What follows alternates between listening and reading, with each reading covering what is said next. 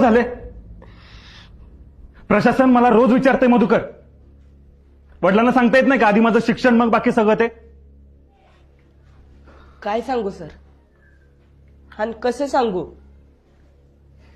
गेल्या वर्षी बहिणीचं लगीन झालं, 2 लाख रुपये हुंडा घेतला आणि 1.5 तोळ सोनं.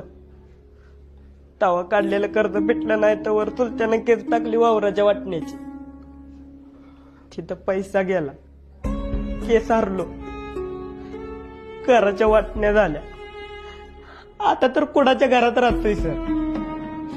इकडून उंदीर येतोय तर तिकडून घुस येत्या. पावसाळ्यात अख्खं घर गळतंय, घरातली भांडी कमी पडते, पण पत्राची पानं काय गळायची थांबत नाही.